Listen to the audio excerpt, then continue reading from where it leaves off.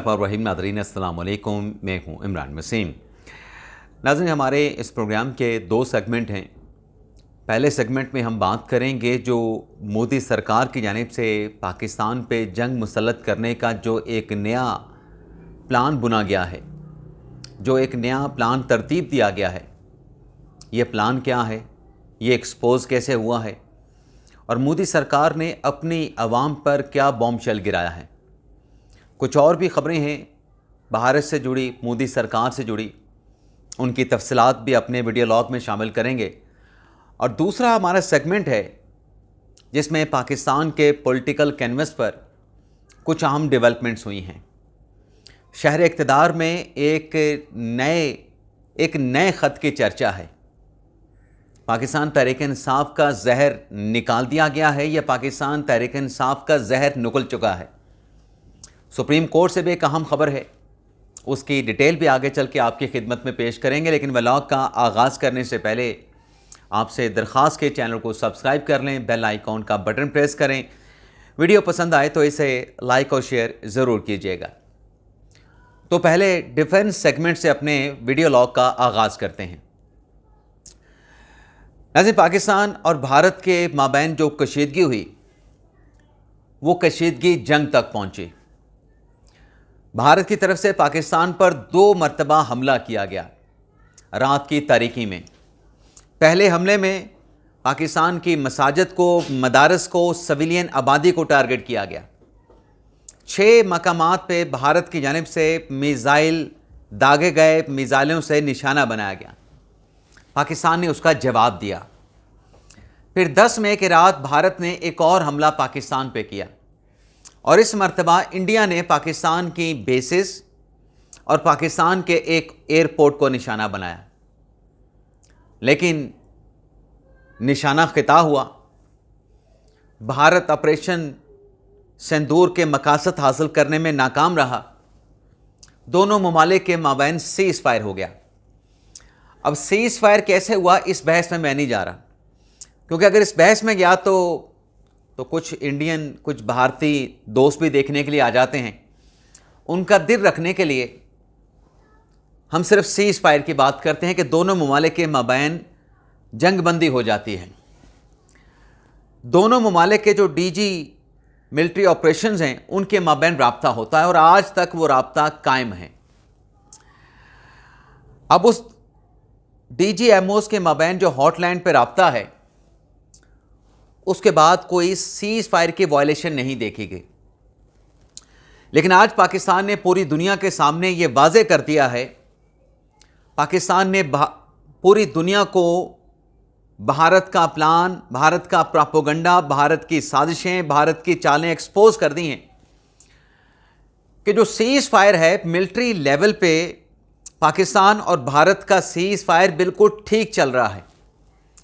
लेकिन जो सियासी क़यादत है इंडिया की, अब सियासी क़यादत कौन सी है? मोदी सरकार है।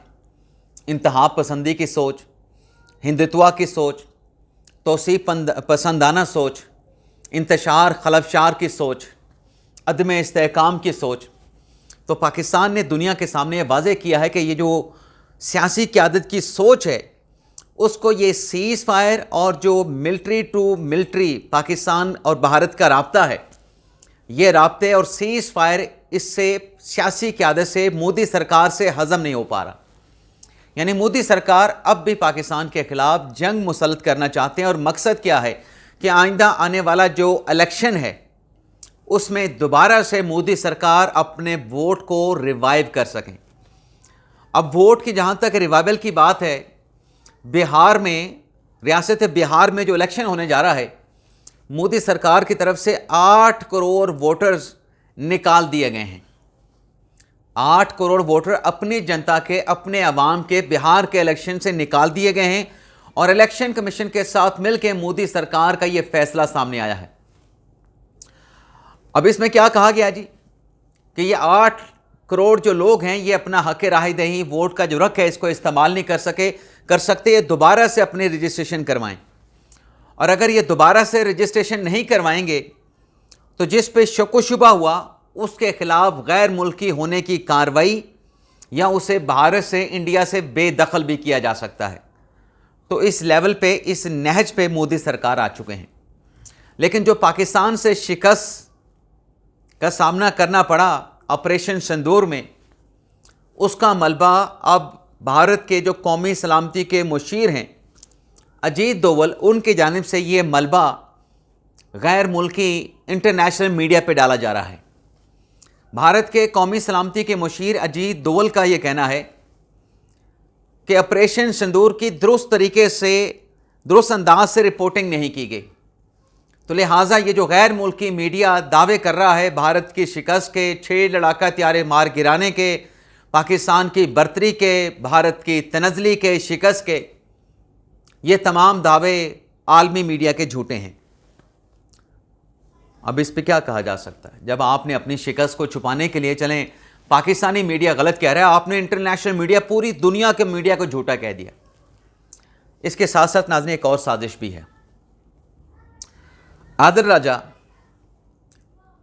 بھگوڑا فوج سے نکالا گیا میجر, اس نے جو چند روز پہلے ایک اٹیمپٹ کی عسکری اور سیاسی قیادت کے درمیان بدگمانی, بد اعتمادی پیدا کرنے کی, کہ آصف علی زرداری صاحب کو صدر کے عہدے سے ہٹا کے فیلڈ مارشل جناب عاصم منیر خود صدر بننا چاہتے ہیں, اور اپنے عزیز محسن نقوی صاحب کو شہباز شریف کی جگہ پہ وزیر اعظم بنوانا چاہتے ہیں. اب وہ عسکری قیادت, سیاسی قیادت کے مابین جو بد اعتمادی, بدگمانی پیدا کرنے کی یہ اٹیمپٹ تھی, یہ ناکام ثابت ہوئی. اب اس بھگوڑے نے, جو کہ فوج سے نکالا جا چکا ہے, جس پہ یہ الزام ہے کہ اس کی بھارتی خفیہ ایجنسی را کے ساتھ روابط ہیں, بلکہ یہ بھی الزام ہے کہ را کے پے رول پہ ہے عادل راجہ, اس نے ایک نیا ٹویٹ کیا ہے. اب وہ نیا ٹویٹ کیا ہے؟ وہ نیا ٹویٹ ناظرین بظاہر ایک نیا پلان لگتا ہے, ایک نئی سازش لگتی ہے پاکستان پہ جنگ مسلط کرنے کی. عادل راجہ نے کہا کہ عاصم منیر کی طرف سے DGI عاصم ملک کو یہ ٹاسک دیا گیا ہے کہ آپ نے اگست 2025 میں, یعنی اگلے مہینے, ممبئی اور دلی میں آپ نے پاکستان کی پراکسیز کے ذریعے حملے کروانے ہیں. کہاں پہ حملے کرانے ہیں؟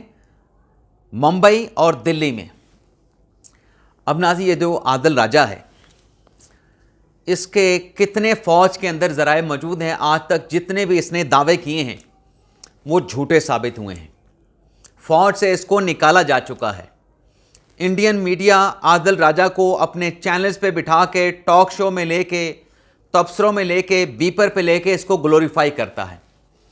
تو یہ جو عادل راجہ نے سٹیٹمنٹ دیا ہے کہ کوئی پلان پاکستان کی افواج کا ہے, فیلڈ مارشل جناب عاصم منیر کا ہے, عاصم ملک صاحب اس DGI اس پلان میں شامل ہیں, یہ دراصل بھارت کی خفیہ ایجنسی را کا پلان لگتا ہے کہ پہلگام کی طرح کا ایک فالس فلیگ آپریشن بنا کے ممبئی یا دلی میں کوئی حملہ کرا کے ایک مرتبہ پھر بے بنیاد الزام پاکستان پہ لگا کے جس ہزیمت کا مودی سرکار کو سامنا کرنا پڑا ہے, جس شرمندگی سے وہ اپنا چہرہ نہیں چھپا پا رہے, اس شرمندگی کا بدلہ لینے کے لیے یہ ایک نیا پلان, ایک نئی سازش پاکستان کے اوپر جنگ مسلط کرنے کی بنی جا رہی ہے.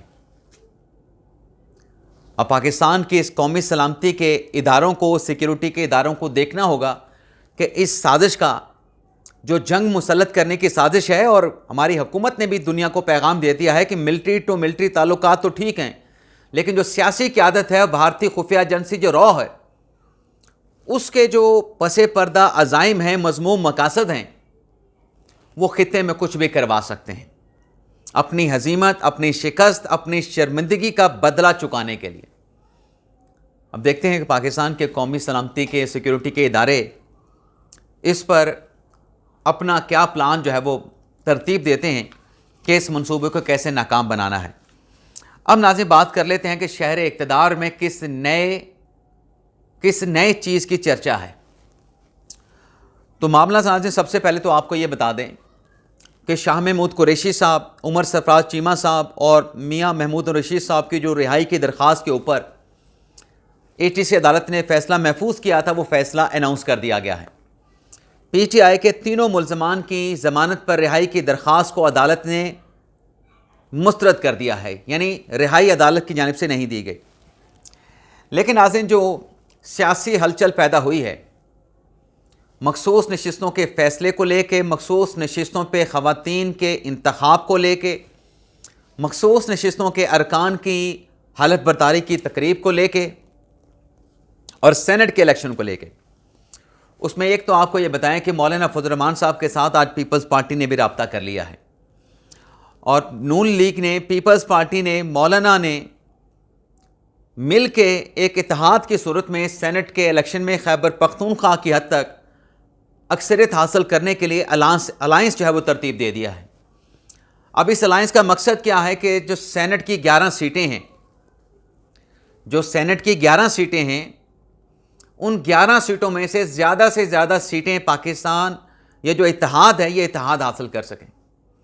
ناظرین، جس وقت میں یہ پروگرام آپ کے ساتھ ریکارڈ کر رہا ہوں یا آپ میرا پروگرام دیکھ رہے ہیں، پاکستان کی حکومت نے فیصلہ کیا ہے کہ ایشیا کپ بھارت میں شرکت کرنے کے لیے پاکستان کی ہاکی ٹیم نہیں جائے گی، کیونکہ پاکستان کی ہاکی ٹیم کو بھارت کی جانب سے دھمکیاں دی جا رہی تھیں کہ اگر پاکستان کی ہاکی ٹیم ایشیا کپ میں شرکت کے لیے آئی تو پھر ذمہ دار خود ہوں گے۔ تو حکومت پاکستان نے ہاکی ٹیم کا دورہ جو بھارت ہے، ایشیا کپ میں جو شرکت ہے، اس سے روک دیا ہے، اور اب پاکستان کی ٹیم بھارت میں اس ایونٹ میں شرکت کرنے کے لیے نہیں جائے گی، کیونکہ اپنے کھلاڑیوں کی سیکیورٹی سب سے پہلے عزیز ہے، اور مودی سرکار سے کچھ بعید بھی نہیں ہے۔ واپس آتے ہیں اپنے ٹاپک پہ۔ ایک تو یہ الائنس بن چکا ہے۔ پی ٹی آئی نے ابھی تک باضابطہ طور پہ مولانا کے ساتھ کوئی ملاقات کر کے کوئی گزارش، کوئی درخواست، کوئی اتحاد بنانے کی بات نہیں کی ہے۔ دوسری طرف ناظرین، پاکستان تحریک انصاف کو مخصوص نشستوں کے معاملے پر اور سینٹ الیکشن کے معاملے پہ اختلافات کا، اندرونی ڈفرینسز کا سامنا ہے۔ مشال یوسفزئی صاحبہ نے الگ سے اپنے نامینیشن پیپر سینٹ کے الیکشن کے لیے جمع کروا دیے ہیں، اور پارٹی کے چیئرمین بیرسٹر گوہر سے رابطہ کیا ہے کہ مجھے بشرا بی بی صاحبہ کے ساتھ جو ان کی فیملی کے اہل خانہ کی ملاقات ہوئی ہے، وہاں سے پیغام آیا ہے کہ عمران خان نے کہا ہے کہ مشال یوسفزئی سینٹ کے الیکشن میں اپنے نامینیشن پیپر فائل کریں۔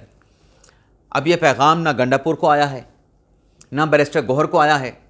تو بیرسٹر گوہر نے اس پہ میڈیا کے ساتھ گفتگو کرتے ہوئے ایک تو تصدیق کی ہے کہ مشال یوسفزئی نے ان کے ساتھ رابطہ کیا ہے کہ ان کو سینٹ الیکشن کے حوالے سے پارٹی کا ٹکٹ دیا جائے، لیکن بیرسٹر گوہر صاحب نے کہا کہ ہمیں عمران خان کی طرف سے کسی کو براہ راست سینٹ کا الیکشن لڑنے کی اجازت دینے کی کوئی ہدایت نہیں ملی ہے، تو لہٰذا مشال یوسفزئی کے معاملے پر حتمی فیصلہ سوچ بچار کے بعد کیا جائے گا۔ ایک تو یہ اختلاف چل رہا ہے، اور سینٹ کے الیکشن کے معاملے پر ہی مشال یوسفزئی کے نامینیشن پیپر سائن کرنے پہ گنڈاپور صاحب نے اپنے ایک منسٹر شکیل احمد کو برطرف کر دیا ہے، اور دوسرے جو تجویز کنندہ تھے نامینیشن پیپر کے، طارق آریانی، انہوں نے گنڈاپور صاحب کو آڑے ہاتھوں لے رکھا ہے۔ وہ گنڈاپور کے خلاف پبلک میں آ کے اسٹیٹمنٹ دے رہے ہیں۔ ایک تو ناظرین یہ معاملہ چل رہا ہے۔ دوسرا، الیکشن کمیشن کی طرف سے جو شہر اقتدار میں چرچا ہے، ایک نیا خط جو ہے وہ لکھا گیا ہے خیبر پختونخوا اسمبلی کے اسپیکر کو کہ آپ اسمبلی کا اجلاس بلائیں، مخصوص نشستوں پہ جو خواتین، جو مینارٹی کے ارکان منتخب ہوئے ہیں، ان کا حلف ہو، اور حلف ہونے کے بعد 21 جولائی کو سینٹ کا الیکشن ہونا ہے، تو اس کی پولنگ کے لیے ایوان مکمل ہونا چاہیے۔ لیکن کے پی حکومت حلف کے لیے ایوان کا اجلاس نہیں بلا رہی۔ لیکن ناظرین، اس زہر کا تریاک بھی 26ویں آئینی ترمیم میں دریافت کر لیا گیا تھا۔ اس زہر کا کہ آپ نے حلف نہیں لینا، حلف لینے سے انکار کر دینا ہے، اجلاس نہیں بلانا، تو 26ویں آئینی ترمیم میں یہ شک ڈال دی گئی تھی کہ اگر کوئی حلف لینے سے انکار کرے گا تو پھر عدلیہ نامینیٹ کرے گی کہ ان ارکان سے یا اس عہدے کے اوپر کون حلف لے گا، اس حلف کے لیے شخص کی نامینیشن عدلیہ کرے گی۔ تو نون لیگ نے اپنے ارکان کی حلف برداری کے لیے پشاور ہائی کورٹ سے بھی رجوع کر لیا ہے کہ آپ یا تو ڈائریکشن دیں کہ کے پی اسمبلی کا اجلاس بلایا جائے اور ارکان سے حلف لیا جائے، سینٹ کے الیکشن سے پہلے ایوان کو مکمل کیا جائے، ادروائز 26ویں آئینی ترمیم کے بعد عدلیہ کے پاس اختیار موجود ہے کہ وہ حلف لینے والی شخصیت کی نامینیشن کر دیں، اور نئے جو مخصوص نشستوں پہ آنے والے ارکان ہیں وہ اس شخصیت سے جا کے اپنا حلف لے لیں گے۔ تو دیکھتے ہیں کیا ڈیولپمنٹ ہوتی ہے، پشاور ہائی کورٹ سے کیا فیصلہ سامنے آتا ہے۔ لیکن اس کے ساتھ ساتھ ناظرین، پشاور ہائی کورٹ میں مخصوص نشستوں کی تقسیم کے حوالے سے جو دوبارہ سے الاٹمنٹ ہونی ہے، وہ ایک پشاور ہائی کورٹ کا ایک اور بھی فیصلہ تھا، اس پر الیکشن کمیشن نے 14 جولائی کو ہیئرنگ رکھی ہے۔ 14 جولائی کو ہی الیکشن کمیشن نے اس معاملے کا فیصلہ بھی کر دینا ہے۔ لیکن اس کے ساتھ ساتھ ناظرین، سپریم کورٹ سے بھی ایک بڑا فیصلہ سامنے آیا ہے۔ وہ فیصلہ ناظرین ہے، پہلے تو اس فیصلے کے اوپر یہ رپورٹ کیا گیا سوشل میڈیا پہ کہ جسٹس عائشہ ملک صاحبہ نے فیصلہ تحریر کیا، چیف جسٹس یحییٰ افریدی صاحب نے اس فیصلے کے ساتھ اختلاف کیا، اور جو رائے جسٹس یحییٰ افریدی کی تھی اس رائے کے ساتھ جسٹس امین الدین خان صاحب نے بھی اتفاق کر لیا۔ صرف آدھی بات کی گئی، یعنی جھوٹ بولے بغیر بھی آپ ادھوری بات کر کے پروپیگنڈا کر سکتے ہیں، آدھی بات کر کے آپ چیزوں کو مینوپولیٹ کر سکتے ہیں۔ تو ناظرین، یہ کیس تھا پی ٹی سی ایل کے پینشنرز کا، ملازمین کا، ان کی پینشن کے حوالے سے۔ عائشہ ملک صاحبہ نے جو فیصلہ تحریر کیا، اس فیصلے سے یحییٰ افریدی صاحب نے اختلاف کیا۔ یحییٰ افریدی صاحب کے فیصلے کے ساتھ جو جسٹس امین الدین خان صاحب نے اتفاق کیا، تو عائشہ ملک صاحبہ کا فیصلہ ان کی رائے بن گئی، اختلافی نوٹ بن گیا، اور جو یحییٰ افریدی صاحب نے الگ سے اپنا نوٹ لکھا تھا، اس پر امین الدین خان صاحب کے سگنیچر کے بعد 2 ججز کا یہ فیصلہ بن گیا۔ مجموعی طور پہ 3 ججز کا فیصلہ تھا۔ اب یحییٰ افریدی صاحب نے، امین الدین خان صاحب نے کیا فیصلہ دیا ہے؟ 200 درخواستیں تھیں پی ٹی سی ایل کے سابق پینشنرز کی، جس میں عدالت نے حکم یہ دیا ہے کہ پی ٹی سی ایل کے ملازمین مکمل پینشن کے حقدار ہیں۔ پی ٹی سی ایل کے ملازمین مکمل پینشن کے حقدار ہیں۔ ادارے کو مالی اگر مسائل کا سامنا ہے، لیکن مالی مسائل ادارے کی جو ذمہ داری ہے، اس ذمہ داری سے مالی مسائل ادارے کو بری و ذمہ نہیں کرتے، تو لہٰذا پینشنرز کی یہ جو واجبات ہیں پینشن کے مد میں ادارہ یہ ادا کرے گا۔ 90 دن میں اس پینشن کی ادائیگی کا شیڈول بنایا جائے گا، اور یہ پینشن کی ادائیگی کا جو پروسیس ہے وہ صاف شفاف ہونا چاہیے، تاکہ جو حقدار پینشنر ہیں کسی کی حق تلفی نہ ہو سکے۔ تو یحییٰ افریدی صاحب کا فیصلہ اور امین الدین خان صاحب کا فیصلہ تو پینشنر کے حق میں ہے، پینشنرز کے لیے ہے۔ تو پھر سوال یہ پیدا ہوتا ہے کہ عائشہ ملک صاحبہ نے پھر کیا فیصلہ تحریر کیا تھا، جس سے یحییٰ افریدی صاحب نے اختلاف کیا، امین الدین خان صاحب نے اختلاف کیا، پینشنر کو ریلیف دیا اور مکمل ریلیف دیا۔ تو پھر آپ خود اندازہ کر لیں کہ عائشہ ملک صاحبہ کا فیصلہ کیا ہو سکتا ہے۔ تو یہ تھا ناظرین ہمارا ویڈیو لاگ۔ آپ سے اجازت چاہتے ہیں، اللہ تعالی ہم سب کا ہمیں ناصر و اپنی دعاؤں میں یاد رکھیے گا۔ اللہ حافظ۔